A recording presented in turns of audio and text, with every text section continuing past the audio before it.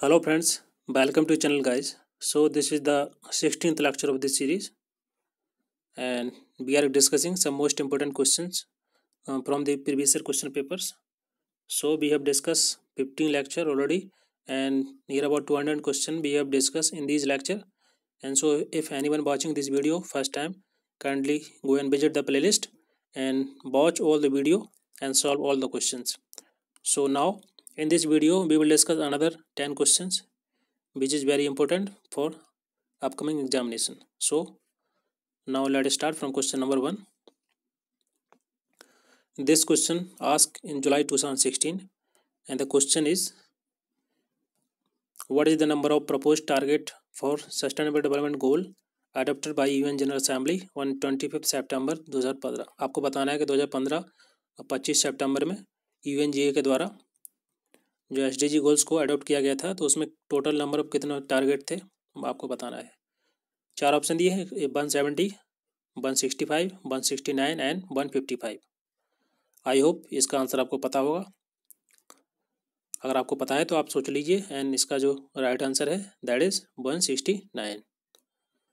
SDG goals के total number of the goal जो थे वो 17 थे एंड टारगेट 169 थे और इसकी जो समय सीमा है दैट इज 2015 से लेके 2030 तक कि 2030 तक इसके जितने भी टारगेट हैं सभी मेंबर कंट्री को इसको अचीव करना है। यहाँ पर इसका एक्सप्लेनेशन दिया है, यहाँ से पढ़ सकते हैं और जितने भी टोटल 17 जो गोल हैं यहाँ पर आप देख सकते हैं सभी मेंशन है। Question number 2, this question ask in July 2016 in paper 3 and question में पूछा गया है कि 1915 में इनमें से चार ऑप्शन दिए हैं, किसके द्वारा एक कंट्रोवर्शियल स्पीच दी गई थी that is social work a profession at our national conference of charity and corrections. आपको बताना है इनमें से चार ऑप्शन जो दिए हैं किसके द्वारा ये कंट्रोवर्शियल स्पीच दी गई थी। फर्स्ट ऑप्शन दिया है मैरी रिचमंड के द्वारा, ऑप्शन सी गैसेला के द्वारा, ऑप्शन जो थर्ड है that is Abraham Flexner, option fourth is Herbert Bisno. आपको बता दें इसका जो राइट आंसर है that is Abraham Flexner. Abraham Flexner basically एक अमेरिकन एजुकेटर थे। इनका काफ़ी ज़्यादा कंट्रीब्यूशन रहा है मेडिकल और हाई एजुकेशन के रिफॉर्म्स के क्षेत्र में और इन्होंने अमेरिका और कनाडा में वर्क किया है। सो इसका राइट आंसर है C. Question number 3, this question ask in July 2016 and the question is make in India campaign is primarily intended to. आपको बताना है ये जो कैंपेन चलाया गया था इसका जो इरादा था मेन प्राइमरली जो प्रमुख चार ऑप्शन दिए हैं, first is attract global investment, विदेशी निवेश को आकर्षित करना, option second provide job opportunity या नौकरियों के अवसर प्रदान कराना एंड ऑप्शन सी दिया है बूस्ट इकानमी या फिर अर्थव्यवस्था को बढ़ावा देना बढ़ाना और ऑप्शन फोर्थ दिया है ऑर्गेनाइज इनोवेटिव प्रोग्राम्स। तो आपको बता दें इसका जो राइट आंसर है इसमें आपके तीन ऑप्शन करेक्ट हैं। फर्स्ट ऑप्शन ग्लोबल इन्वेस्टमेंट को अट्रैक्ट करना ये सही है और साथ ही साथ इसमें जॉब अपॉर्चुनिटी को प्रोवाइड कराना और अगर ज़्यादा जॉब होगी एम्प्लॉयमेंट मिलेगा साथ ही साथ इन्वेस्टमेंट भी होगा तो ऑफकोर्स इकोनॉमी बूस्टअप होगी। सो ऑप्शन थर्ड जो है वो करेक्ट हो जाएगा। बट जो लार्ज ऑप्शन है that is organise innovative programmes, ये रॉन्ग ऑप्शन है। ये बेसिकली काम नहीं है इसका, ना ही इसको प्राइमरी इसके लिए बनाया गया था ये मेक इन इंडिया प्रोग्राम को कि किसी प्रकार की कोई इनोवेटिव प्रोग्राम से उसको ऑर्गेनाइज कराना, because it is not a body government body और an institution, this is the program. So fourth option है वो गलत हो जाएगा। तो आप यहाँ से तीन ऑप्शन सही है मार्क कर सकते हैं, जो फोर्थ ऑप्शन यहाँ पर है वो सही है। यहाँ पर इसका एक्सप्लेनेशन दिया है कि 2014 में इसको प्राइम मिनिस्टर मोदी के द्वारा इसको लॉन्च किया गया था। इसका जो मेन मकसद था, इसका मेन ऑब्जेक्टिव था कि इसके माध्यम से देश के अंदर जो मल्टीनेशनल कंपनी है या जो नेशनल कंपनी है उनको बढ़ावा देना, उनको इनकरेज करना ताकि देश के अंदर ही प्रोडक्शन को बढ़ाया जा सके और मैन्युफैक्चरिंग हो सके। Question number 4, this question ask in July 2016 in paper 3 and the question is feeling of extreme sadness and loneliness is symptoms of. आपको बताना है ये जो सिम्टम्स हैं एक्सट्रीम जो फीलिंग होती है सैडनेस की और लोनलीनेस की, किसका सिम्टम्स है that is phobia, hysteria, manic depression और पैरानोइया। आई होप इसका आंसर आपने सोच लिया होगा and the right answer is panic depression. Panic का मतलब ही होता है एक्सट्रीम फीलिंग्स ऑफ सैडनेस। यहाँ पर इसका एक्सप्लेनेशन दिया है, आप यहाँ से पढ़ सकते हैं कि जो मैनिक डिप्रेशन बेसिकली एक मेंटल डिसऑर्डर है with period of depression and a period of elevated moods. Now the question number 5. Question number 5. This question asked in July 2018 and the question is abnormal psychology is presently called is, उसको क्या बोलेंगे? That is psychopathology, study of abnormal behaviors and science of mental disorder and science of neurotic disorder. तो आपको बता दें इसका जो सही आंसर है, पहले इसके जो रॉन्ग है वो बता देते हैं। जैसे कि इसमें दिया है एबनॉर्मल साइकोलॉजी, एबनॉर्मल साइकोलॉजी इसमें जो साइंस ऑफ मेंटल डिसऑर्डर ये नहीं होगा, ना ही न्यूरोटिक डिसऑर्डर होगा। अब आते हैं दो ऑप्शन पर। इसमें जो सेकंड ऑप्शन दिया है study of abnormal disorder behaviour, ये सही हो जाएगा बिकॉज इसमें क्वेश्चन में जो पूछा गया है एबनॉर्मल साइकोलॉजी के बारे में पूछा गया है, तो ये सेकंड ऑप्शन करेक्ट हो जाएगा। और जो फर्स्ट ऑप्शन है वो भी सही है बिकॉज ये बेसिकली स्टडी है एक साइकोलॉजी की। यहाँ पर एक्सप्लेनेशन दिया है कि abnormal psychology is the branch of psychology that study unusual pattern of behaviours, emotions, thoughts. तो इसके दोनों ये जो आंसर हैं दोनों ऑप्शन सही हो जाएंगे and the correct option is second. Now question number 6. This question ask bye UGC in July 2016 in paper 3 and ये क्वेश्चन पूछा गया है कि ड्रग अब्यूज़ डिनोट क्या दर्शाता है? ड्रग अब्यूज़ क्या ये फ्रिक्वेंट यूज ऑफ ड्रग या फिर एलिसिट ड्रग का यूज़ करना या फिर ड्रग पे ज़्यादा फिजिकल डिपेंडेंसी बढ़ाना या साइकोलॉजिकल डिपेंडेंसी ड्रग पे बढ़ना?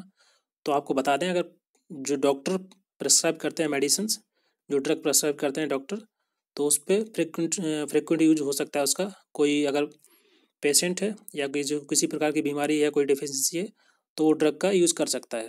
तो यहाँ पर जो फर्स्ट ऑप्शन है वो सही हो जाएगा। और उसके बाद सेकंड जो थर्ड ऑप्शन है फिजिकल डिपेंडेंसी ऑन ड्रग, ये भी सही है। ड्रग पर फिजिकल डिपेंडेंसी हो सकती है। और साइकोलॉजिकल अगर किसी को मनोवैज्ञानिक या मानसिक बीमारी इलनेस है तो वो भी ड्रग पर डिपेंडेंस हो सकता है।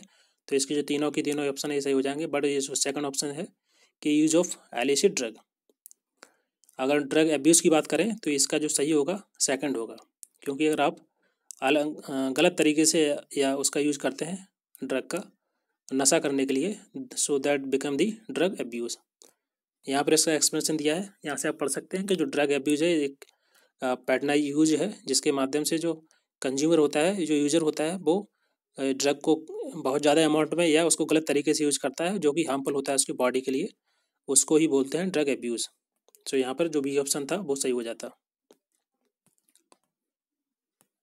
Question number 7. This question ask in July 2018 and आपको इसमें बताना है कि इनमें से रैंडम सैम्पलिंग का कौन सा फीचर नहीं है।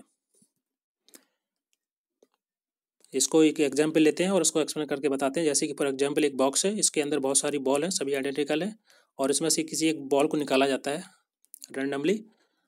तो ये जो बॉल होगी ये पूरी की पूरी पॉपुलेशन को रिप्रेजेंट करेगी, करेक्ट। उसके साथ साथ ये जो बॉल होगी इससे आप इजीली आप रिजल्ट को भी जनरलाइज कर पाएंगे, और इसके माध्यम से आप इसमें प्रेसिजन भी ज़्यादा होगा और एरर भी कम होगी। अगर आप रैंडमली पिकअप करते हैं जो कि पूरे के पूरी पॉपुलेशन को रिप्रेजेंट करता है एक पर्टिकुलर सैंपल। तो इसी में जो क्वेश्चन पूछा गया है कि इसमें कौन सा फीचर नहीं है। जैसे कि पहला ऑप्शन दिया है कि it make the sample representation of population, कि पूरी की पूरी पॉपुलेशन को रिप्रेजेंट करता है एक सैंपल।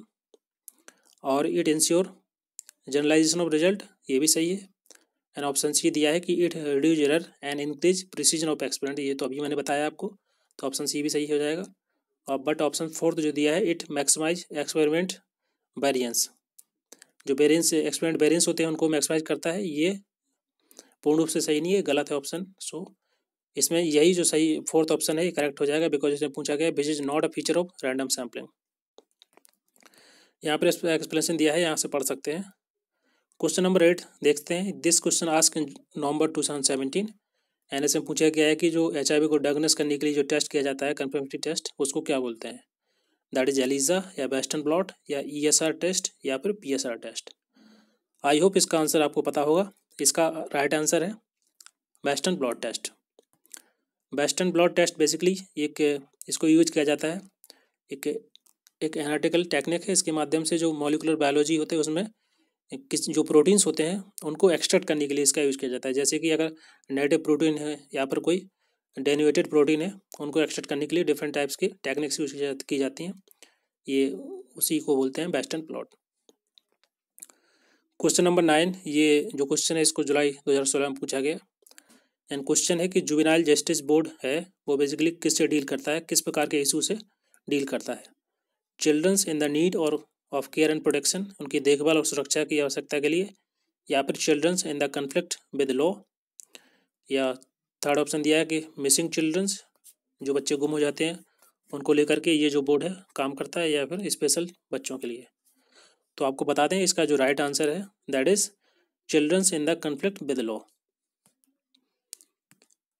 जो ये बोर्ड है बेसिकली हर एक डिस्ट्रिक्ट में या ग्रुप ऑफ डिस्ट्रिक्ट्स में बनाई जाती है, जिसमें एक मजिस्ट्रेट होता है और 2 सोशल वर्कर होते हैं, वो काम करते हैं उन बच्चों के लिए which is conflict with law. So इसका राइट आंसर बी हो जाएगा। This is the last question of this video and the question is this question asked in July 2016 and the question is, आपको बताना है कि जो नीति आयोग है उसमें नीति का फुल फॉर्म क्या है। ये एक्रोनिम से उसका फुल फॉर्म बताना है आपको। आई होप इसका आंसर आपको पता होगा। This is very simple question. So that is national institute for transforming India. इसका जो फर्स्ट ऑप्शन है करेक्ट है। इसको बेसिकली प्राइम मिनिस्टर मोदी के द्वारा 2014 में इसको ये बेसिकली एक थिंक टैंक है और इसको इसके पहले प्लानिंग कमीशन थी, उसको रिप्लेस करते हुए इसको बनाया गया था नीति आयोग को। So it's all about today and आज हम लोगों ने 10 क्वेश्चन डिस्कस किए।